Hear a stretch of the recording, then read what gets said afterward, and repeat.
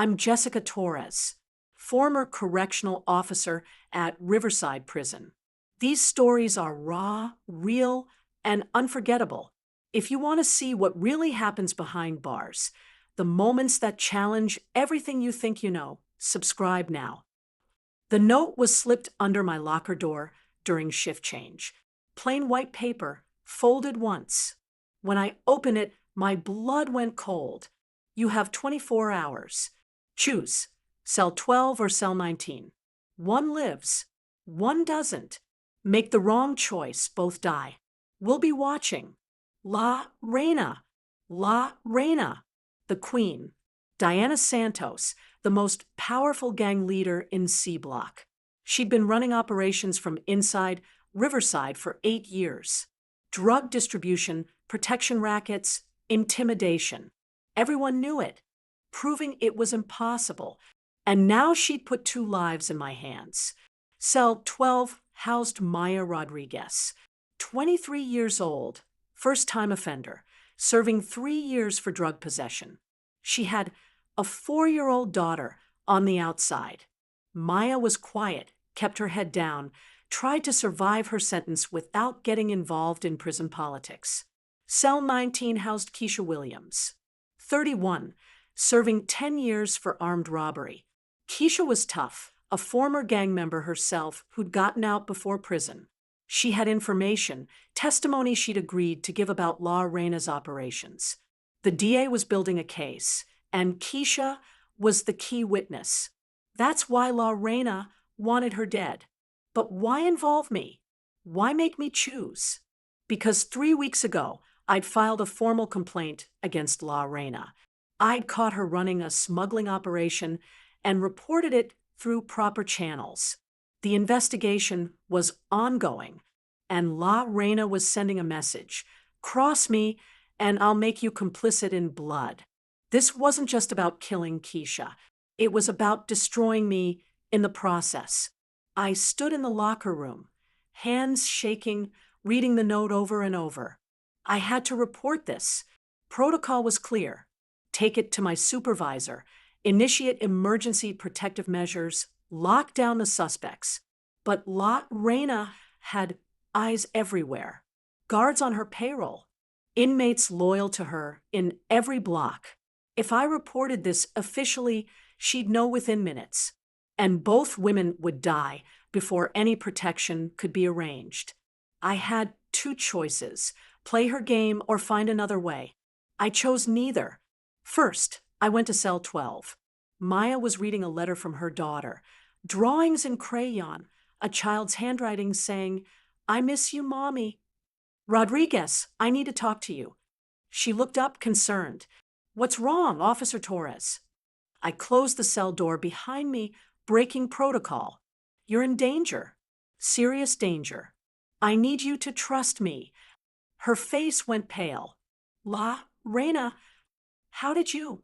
"Everyone knows. She's been watching me for weeks, ever since I refused to carry something for her." Maya's hands trembled. "What does she want?" "It doesn't matter. What matters is getting you safe. Pack your essentials. I'm requesting an emergency transfer." "To where?" "She has people in every prison in the state." She was right. Transferring Maya would just delay the inevitable. La Reina's network was vast. Next, I went to cell 19. Keisha was doing push-ups, staying strong. When she saw my face, she knew. "It's happening, isn't it?" she said quietly. "She's making her move." "You knew this was coming?" "I testified against her organization in court last week. Grand jury indictment. I knew there'd be retaliation." She sat on her bunk. "How's she doing it?" I showed her the note. Keisha read it and laughed bitterly. "Diabolical. She's not just killing us, she's making you the executioner. If you choose, you carry that guilt forever. If you don't choose, we both die, and it's still your fault." She looked at me with respect. "She's better than I thought. I'm not playing her game." "Then we're both dead by tomorrow." "Not if I end her first." Keisha's eyes widened. You can't take on La Reina. She runs this prison.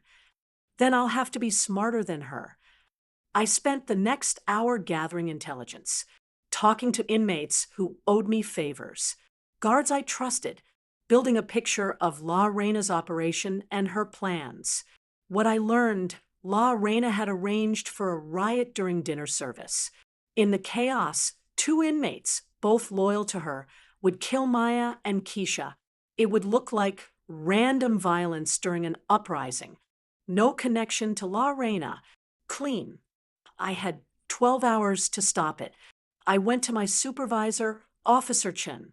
He was one of the few people in administration I trusted completely. Chen, I need to tell you something, and you're going to think I'm crazy. I laid out everything. The note, La Reina's plan, the threat against Maya and Keisha. Chen listened without interrupting. When I finished, he said, "You should have come to me immediately. If I had, La Reina would know, and they'd already be dead. So what's your plan? Prevent the riot, isolate the hitters, force La Reina's hand before she's ready. That's not a plan. That's suicide. It's all I have." Chin studied me for a long moment. Then he made a decision. "Okay, I'll back you, but we do this smart. And if it goes wrong, this conversation never happened." Fair enough. We moved quickly. Chen quietly reassigned the two inmates we'd identified as La Reina's hitters, sent them to different work details that would keep them away from the dining hall. Without her weapons, La Reina couldn't execute her plan during dinner. But she'd adapt. She always did. At 5 p.m., I was called to the warden's office. My heart sank. Either Chen had betrayed me or La Reina had found out. Warden Mitchell sat behind his desk, expression unreadable.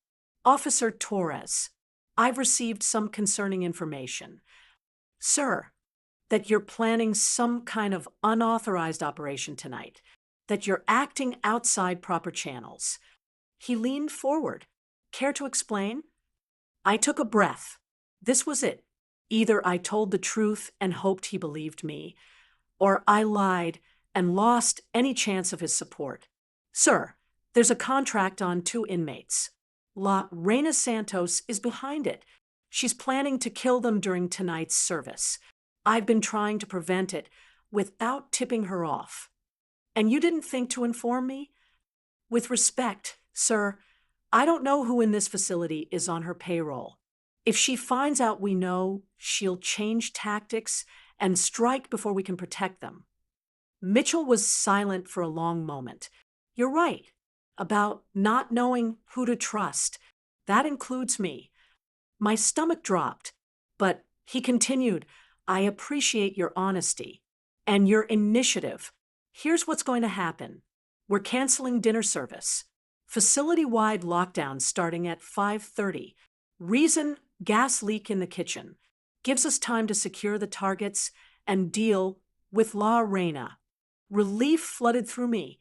"Thank you, sir." "Don't thank me yet. La Reina won't take this lying down. She'll know you interfered, which makes you a target now." At 5:30, the lockdown was announced. Inmates returned to their cells. I watched La Reina's face on the monitors. She smiled. She knew exactly what this was, and she was planning her next move. At 7 p.m., I was doing rounds when I heard a commotion in C Block. Running toward the sound, I found La Reina standing outside her cell, which should have been locked. She'd picked the lock, or had a key. Either was possible. "Officer Torres," she said calmly, "we need to talk." I reached for my radio. "Get back in your cell, Santos." "I wouldn't do that if I were you." She nodded down the tier. Two of her gang members had somehow gotten out. They were standing outside Maya's and Keisha's cells, with improvised weapons. My blood ran cold. How had she gotten 3 cell doors open? "Here's what's going to happen," La Reina said. "You're going to walk away. Report that you saw nothing. And in 10 minutes, this will all be over." "I can't do that." Then they die right now. Your choice, Officer Torres. You wanted to play hero? Here's your chance. Walk away, and one of them lives. Stay, and both die. She'd adapted, changed tactics. Now, instead of forcing me to choose during a riot, she was forcing me to choose by walking away. What do you want, La Reina? Really? She smiled. I want you to understand that you don't run this prison. I do. I want you broken.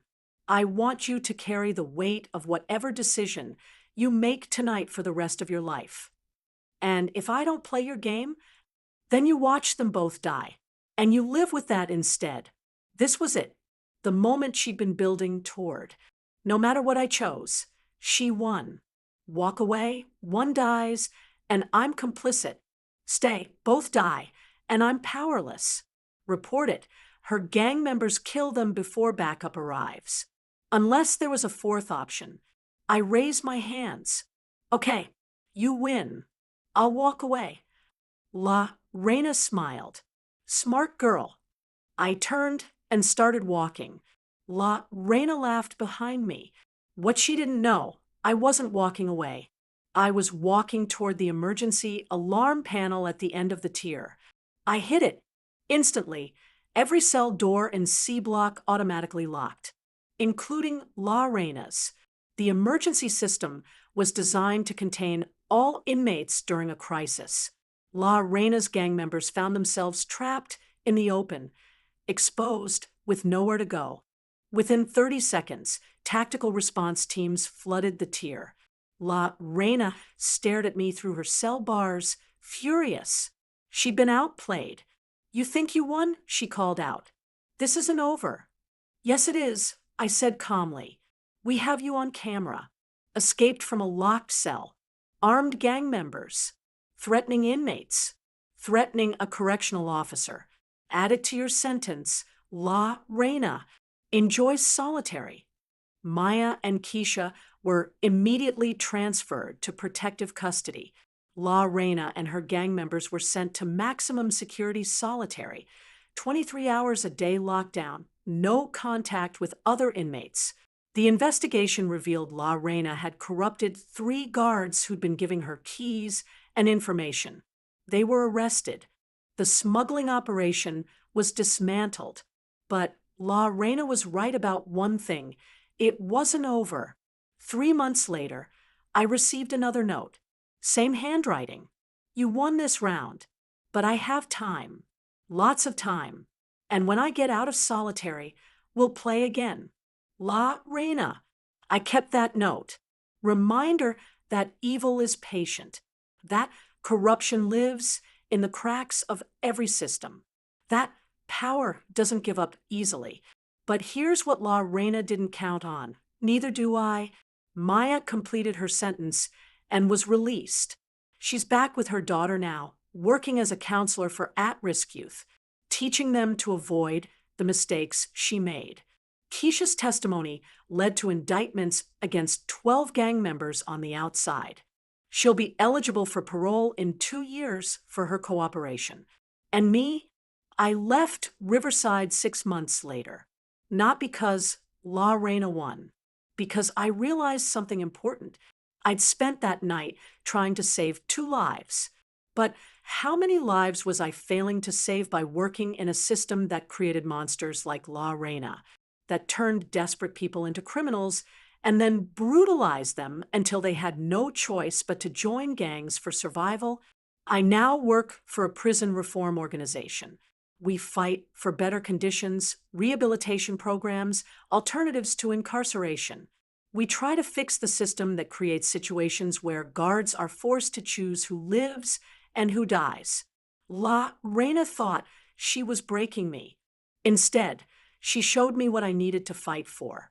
She gave me 24 hours to choose. I refused to play her game. And in doing so, I chose something she never expected. I chose to change the game itself.